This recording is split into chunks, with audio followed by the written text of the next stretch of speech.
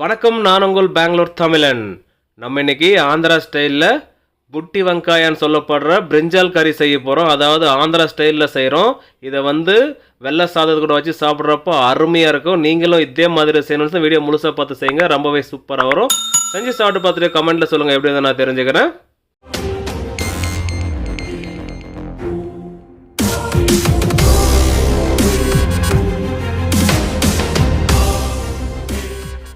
நம்ம இன்றைக்கி ஆந்திரா ஸ்டைலில் குட்டி வெங்காயம்னு சொல்லப்படுற பிரிஞ்சால் கறி செய்ய போகிறோம். ரொம்ப சூப்பராக இருக்கும் சாப்பிட்றதுக்கு. வெள்ளை சாதத்து கூடலாம் போட்டு சாப்பிட்டீங்கன்னா அருமையாக இருக்குங்க. இப்போ இதோட மசாலா ப்ரிப்ரேஷன் பார்த்துடலாம். ஒரு கடாயை வச்சுட்டு அதில் 250 கிராம் நிலக்கடலை போட்டுக்கலாங்க. சீரகம் ஒரு 1.5 டேபிள் ஸ்பூன் அளவுக்கு போட்டுக்கலாம். அது கூடவே பட்டை 1 இன்ச்சில் 2 எடுத்துருக்கோம். டோட்டலாக 2 இன்ச்சுங்க இந்த பட்டை. அடுத்ததாக ஏலக்காய் போட்டுக்கலாம் ஒரு 10 பீஸு. அது கூடவே லவங்கம் எடுத்துருக்கோம், அதுவும் ஒரு 10 பீஸு போட்டிருக்கோம். பார்த்தாலே தெரியும் உங்களுக்கு. இப்போ ஸ்டவ் ஆன் பண்ணிவிட்டு ஸ்லோ ஃப்ளேமில் வச்சுட்டு இதை வறுக்க ஆரம்பிக்கலாம். இது கூடவே தனியா சேர்த்துக்கலாம். தனியா சீட்ஸ் ஒரு 30 கிராம் அளவுக்கு எடுத்துருக்கோம். அது கூடவே வெள்ளை எள்ளு இதுவும் 30 கிராம் எடுத்துருக்கோங்க. தனியாக எவ்வளோ எடுத்துருக்கோமோ அதே அளவுக்கு இதையும் எடுத்துருக்கோம். இப்போ வறுக்க ஆரம்பிக்கலாம். ஃப்ளேம் கண்டிப்பாக சிம்மில் தாங்க இருக்கணும். அப்படி வச்சு வறுக்கிறப்போ தான் தீயாமல் அதோட அரோமா சூப்பராக வருங்க. பொறுமையாக வறுத்துக்கலாம். இதை ஒரு 50% ரோஸ்ட் ஆகி வர்ற சமயத்தில் ஒரு தேங்காவை துருவி வச்சுருக்கோம், அது இதில் சேர்த்துக்கலாம். சேர்த்துட்டு இதையும் இப்போது மிக்ஸ் பண்ணலாம். இது கூடவே கொஞ்சமாக கருவேப்பிலை சேர்த்துட்டு வறுக்க ஆரம்பிக்கலாம். ஒரு 2 நிமிஷம் வறுத்தவே போதும், ரெடி ஆகிடும். இந்த அளவுக்கு பாருங்கள் ரெடி ஆகிருக்கு. இந்த தேங்காய் இந்த அளவுக்கு ரோஸ்ட் ஆனவே போதும், பர்ஃபெக்டாக ரெடி ஆகிடுச்சு. இப்போ இதை வேறு பவுலில் மாற்றிட்டு ஆறி வந்ததுக்கப்புறம் அரைச்சி எடுக்கணும். அதுக்கு முன்னே மஞ்சத்தூள் ஒரு 1/2 டீஸ்பூன் போட்டுக்கலாம். கொத்தமல்லி ஒரு கைப்பிடி அளவுக்கு போட்டுக்கலாம். துருவன இஞ்சி 2 டேபிள் ஸ்பூன் அளவுக்கு சேர்த்துக்கலாம். பூண்டு துருவனது 3 டேபிள் ஸ்பூன் அளவுக்கு எடுத்துருக்கோம். மிளகாய்த்தூள் ஒரு 1.5 டேபிள் ஸ்பூன் அளவுக்கு போட்டிருக்கோம். காரத்துக்கு தகுந்த மாதிரி பார்த்து சேர்த்துக்கோங்க. 2 பெரிய வெங்காயம் எடுத்து கட் பண்ணி இதில் சேர்த்துருக்கோம். அடுத்ததாக இதை ஒரு மிக்ஸி ஜாரில் போட்டு நல்லா ஒரு பேஸ்ட்டாக அரைச்சி எடுக்க போகிறோம். அதுக்காக ரொம்ப நைஸாக அரைக்க வேண்டாம், கொஞ்சம் குறை இருந்தாலும் பரவாயில்ல. கொஞ்சமாக தண்ணி சேர்த்துட்டு இப்போ அரைக்க போகிறோம். அது எந்த அளவுக்கு இருக்குன்றதை காட்டுறேன் பாருங்கள்.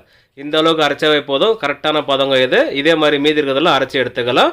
அடுத்ததாக கத்திரிக்காய் எடுத்துருக்கோம், 1/2 கிலோ கத்திரிக்காய். இதை 4ஆக கட் பண்ணி எடுத்துக்கலாம். அதாவது கட் பண்ணால் அது பிரிஞ்சு போகக்கூடாது. நம்ம எப்படி கட் பண்ணுறோமோ அதே மாதிரி நீங்களும் கட் பண்ணிக்கோங்க. இந்த மாதிரி கட் பண்ணதுக்கப்புறம் இதுக்குள்ளே மசாலா ஸ்டஃபிங் வைக்கணும். அதனால தான் இந்த மாதிரி கட் பண்ணுறோங்க. பாருங்கள் இந்த மாதிரி இருக்கணும். நம்ம அரைச்சி எடுத்த மசாலாவில் தேவைக்கேற்ப உப்பு சேர்த்துக்க போகிறோம். நம்ம ஒரு 1 டேபிள் ஸ்பூன் அளவுக்கு சேர்த்துருக்கோம். டேஸ்ட்டு பார்த்து சேர்த்துக்கோங்க. அடுத்ததாக பெருங்காயத்தூள் ஒரு 1/4 டீஸ்பூன் அளவுக்கு சேர்த்துக்கலாம். இப்போ இதெல்லாம் சேர்த்து அப்படியே நல்லா மிக்ஸ் பண்ணிக்கலாங்க இதில். ஏன்னா இந்த மசாலா மிக்ஸ் பண்ணதுக்கப்புறம் எடுத்து அந்த கத்திரிக்காயில் ஸ்டஃபிங் வைக்க போகிறோம். நம்ம நல்லா மிக்ஸ் பண்ணி முடிச்சிட்டோம். இப்போ எப்படி ஸ்டஃபிங் வைக்கிறதுன்னு பார்க்கலாம் வாங்க. ஒரு ஸ்பூன் எடுத்துக்கலாம். அதில் கொஞ்சமாக மசாலா எடுத்துகிட்டு நம்ம எப்படி ஸ்டஃப் பண்ணுறோமோ அதே மாதிரி ஸ்டஃப் பண்ணிக்கோங்க. அப்போ கரெக்டாக வந்துடும். இதே மாதிரி எல்லா கத்திரிக்காயிலும் நம்ம பண்ண போகிறோம். இந்த மாதிரி செய்கிறப்போ அந்த கத்திரிக்காய் ரொம்ப சூப்பராக இருக்கும் சாப்பிட்றதுக்கு. இந்த மாதிரி கத்திரிக்காயில் ஸ்டஃபிங் வச்சு நம்ம தமிழ்நாட்டில் ஒரு குழம்பு வைப்போம். அது யாருக்கெல்லாம் தெரியுமோ அதோட பேரை கமெண்ட்டில் சொல்லுங்கள். இதே மாதிரி மீதி இருக்கிற கத்திரிக்காயிலெல்லாம் ஸ்டஃபிங் வச்சுட்டு அடுத்த ப்ராசஸ் என்னென்னு பார்க்கலாம் வாங்க. பாருங்கள் இப்போ எல்லாம் ரெடி பண்ணி முடிச்சிட்டோம். இப்போ ஒரு கடாய் வச்சுக்கலாம். அதில் 200 ml ஆயில் ஊற்றிக்கலாங்க. ஆயில் மிதமான சூடேறி வந்ததுக்கப்புறம் கடுகு 1 டீஸ்பூன் அளவுக்கு போட்டுக்கலாம். அது கூடவே சீரகம் 1 டீஸ்பூன் அளவுக்கு போட்டுக்கலாம். இதெல்லாம் பொரிஞ்சு வர்ற சமயத்தில் வரமிளகா ஒரு 5 எடுத்து 1/2 பண்ணி போட்டுக்கலாம் இந்த மாதிரி. இப்போ இதெல்லாம் பொரிஞ்சு வர்ற சமயத்தில் கருவேப்பிலை கொஞ்சமாக போட்டுக்கலாம். அடுத்ததாக இஞ்சி 1 டேபிள் ஸ்பூன் அளவுக்கு துருவனது போட்டிருக்கோம். அதே மாதிரி பூண்டு துருவனது 1 டேபிள் ஸ்பூன் அளவுக்கு சேர்த்துக்கலாம். இதெல்லாம் நல்லா பொரிஞ்சு வர்ற சமயத்தில் நம்ம ரெடி பண்ணி வச்சுருக்கிற கத்திரிக்காவை எடுத்து இதில் போட்டுக்கலாங்க. அப்படியே எடுத்து போட்டு வணக்கிறப்போ அட்டா அட்டா அட்டா அருமையாக இருக்குங்க. அந்த கத்திரிக்காய் அந்த ஆயிலில் போட்டதுக்கப்புறம் நல்லா வதங்கிடும். முழுசாக போட்டதுக்கப்புறம் அப்படியே லேசாக மிக்ஸ் பண்ணி விடலாங்க. ஒரு 1 நிமிஷத்துக்கு மிக்ஸ் பண்ணவே போதும். அடுத்ததான் நம்ம மசாலா சேர்த்துக்கணும். கரெக்டாக 1 நிமிஷம் போதும், அதுக்குள்ளே வதங்கிடும் இது. இப்போ நம்ம அரைச்சி வச்சுருக்கிற மசாலாவை இதில் சேர்த்துக்கலாம். முழுசாக சேர்த்துக்கலாம். நம்ம செஞ்சுருக்கிற அளவு இது கரெக்டாக இருக்கும். அதுக்கப்புறம் இந்த மசாலா நல்லா பச்சை வாசனை போயிட்டு ஆயில் பிரிஞ்சு வரும். அது வரைக்கும் இதை கொதிக்க விடணும். இது ரெடி ஆகிறதுக்கு எப்படியா ஒரு 15லேருந்து 20 நிமிஷம் டைம் எடுக்கும். கரெக்டாக எவ்வளோ நேரம் எடுத்துருக்குன்றது கடைசியில் சொல்கிறேன் நான். முழுசாக வீடியோ பாருங்கள். இப்போ இதில் மிளகாய்த்தூள் போட்டுக்கலாம். நம்ம காரத்துக்கு தகுந்த மாதிரி சேர்த்துக்க போகிறோம். ஒரு 1.5 டேபிள் ஸ்பூன் அளவுக்கு மிளகாய்த்தூள் சேர்த்துருக்கோம். இது ஆந்திரா ஸ்டைலுன்றதுனால கொஞ்சம் ஸ்பைஸியாக தான் இருக்கணும். உங்களுக்கு வேண்டாம்னா கொஞ்சம் கம்மி பண்ணிக்கோங்க. அது கூடவே 1 லிட்டர் தண்ணி ஊற்றிடலாங்க. இப்போ மிக்ஸ் பண்ணி விடலாம். கடைசியில் உப்பு பார்த்துட்டு செக் பண்ணிவிட்டு தேவைப்பட்டால் சேர்த்துக்கோங்க. இப்போ முழுசாக மிக்ஸ் பண்ணதுக்கப்புறம் இது மேலே ஒரு மூடி போட்டு மூடிடலாம்.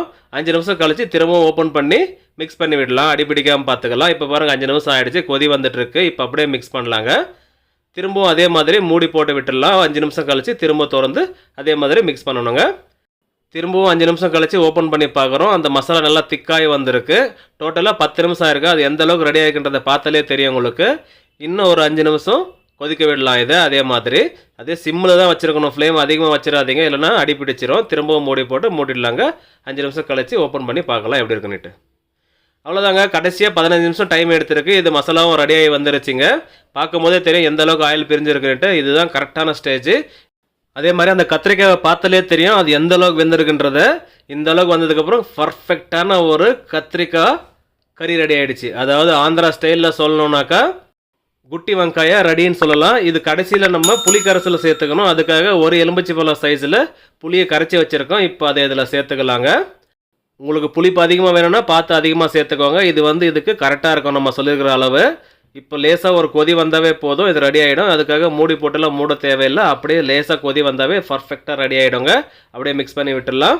ஓகே மக்களே, ஒரு அருமையான ஆந்திரா ஸ்டைலில் குட்டி வெங்காயம்னு சொல்லப்படுற பிரிஞ்சால் கறி செஞ்சு காமிச்சிருக்கோம். நீங்களும் இதே மாதிரி செய்யணும்னு வீடியோ முழுசாக பார்த்து செய்யுங்க. ரொம்பவே சூப்பராக வரும். செஞ்சு சாப்பிட்டு பார்த்துட்டு கமெண்ட்டில் சொல்லுங்கள் எப்படி நான் தெரிஞ்சுக்கிறேன். அப்படியே நம்ம சேனலை சப்ஸ்கிரைப் பண்ணிட்டு பக்கத்துலேயே பெல் ஐக்கான கிளிக் பண்ணுங்க.